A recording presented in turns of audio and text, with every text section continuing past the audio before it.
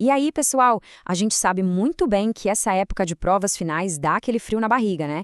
Mas podem respirar fundo, porque hoje a gente preparou uma daquelas revisões super focadas para ninguém passar sufoco na prova de metodologia do trabalho acadêmico.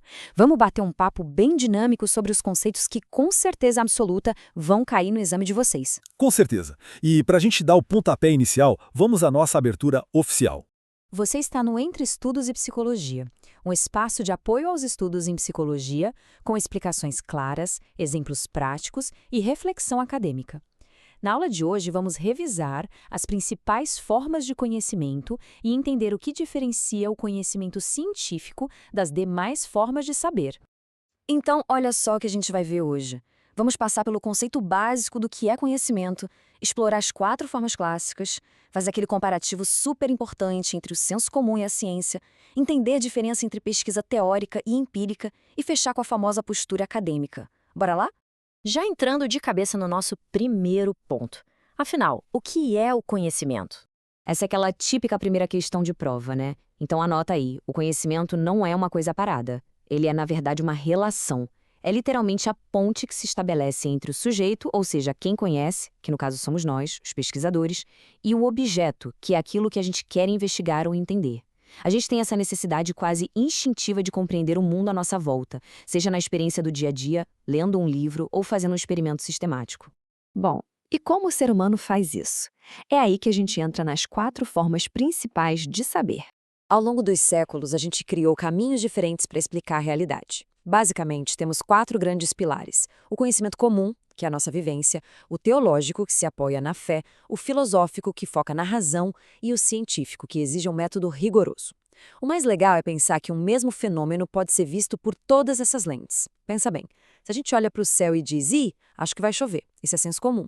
Se a gente explica essa mesma chuva através do ciclo hidrológico, aí é a ciência em ação. Vamos detalhar um pouquinho cada um, começando pelo senso comum. Ele é totalmente baseado na nossa experiência cotidiana, nas tradições e nas observações imediatas. A gente diz que ele é valorativo e sensitivo porque depende muito do que a gente acha e sente no momento. E justamente por não seguir um método, ele acaba sendo superficial, assistemático, falível e bem inexato. É o famoso tome-se remédio caseiro que funciona ou não passa por aquela rua que parece perigoso, sabe? Tudo baseado em palpite e vivência. Aí a gente vai para o conhecimento teológico. Aqui, a base muda completamente. Ele não depende de testes físicos, ele é fundamentado na fé, na revelação, nos textos sagrados e na tradição de uma religião. Para a prova, o detalhe de ouro é: a teologia aceita verdades como dogmas. Ela não exige e nem busca verificação experimental. E tá tudo bem, porque ciência e teologia são formas diferentes de ver o mundo, operando com critérios de validação totalmente distintos. O terceiro caminho é o conhecimento filosófico. Aqui, a principal ferramenta é a razão, a lógica e a reflexão crítica. A filosofia adora pegar aquilo que o senso comum acha óbvio e virar do avesso. Ela faz perguntas de peso: o que é a liberdade, o que é a verdade, o que é a justiça e a própria existência. Um exemplo clássico disso é o mito da caverna de Platão.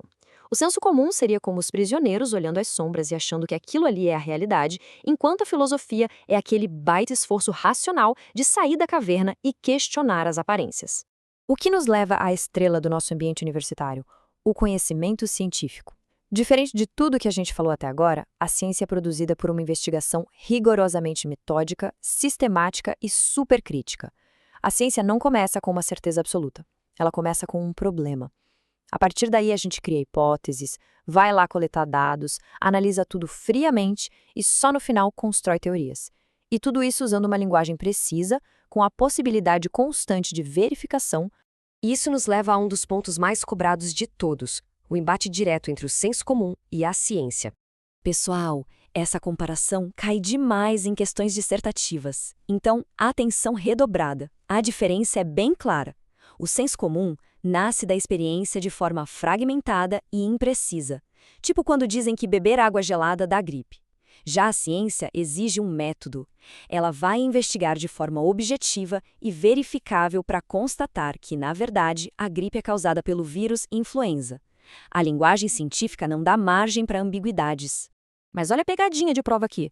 Cuidado para não cometer o erro de achar que o senso comum está sempre errado e deve ser descartado. Não é bem assim. Aquele chazinho caseiro pode até funcionar na prática. A grande diferença não é necessariamente o conteúdo final, mas sim o método de validação. A ciência testa e critica tudo de forma sistemática para provar um ponto, enquanto o senso comum só vai aceitando pela repetição da experiência. Perfeito. E como a gente faz essa ciência na prática? Vamos para a nossa quarta parte, onde separamos a pesquisa teórica da empírica. Dentro da metodologia, existem essas duas vias principais. A pesquisa teórica é aquela em que você mergulha de cabeça nos livros. É um trabalho focado em analisar artigos, autores consagrados e teorias que já existem. É a base de tudo, essencial para você revisar ou construir novos argumentos em cima do que a comunidade científica já produziu. Do outro lado, fazendo a dupla perfeita, a gente tem a pesquisa empírica. Se a teórica é a análise de textos, a empírica é a coleta direta de dados na realidade. É a famosa ida a campo. Como a gente faz isso? Através de entrevistas, aplicando questionários, fazendo observações metódicas ou até em experimentos de laboratório. E lembrem-se, um ótimo trabalho empírico quase sempre precisa de uma excelente base teórica por trás. Caminhando para o nosso último tópico, a tal da postura acadêmica e a comunicação. Gente, estar na universidade exige uma mudança de postura. A ciência tem um papel social importantíssimo de trazer clareza em um mundo cheio de desinformação. Por isso, a nossa linguagem acadêmica precisa ser extremamente clara, objetiva, precisa e formal. Não pode parecer um bate-papo descontraído nos textos. E o mais importante de tudo, precisa ser fundamentada em fontes. A gente troca o eu acho por segundo os dados coletados e o autor X. É exatamente isso que traz confiabilidade para o nosso trabalho. E é por isso que a gente estuda a metodologia do trabalho acadêmico. Não é só para tirar nota boa. Essa disciplina ajuda a desenvolver uma postura muito mais crítica e bem fundamentada perante o mundo.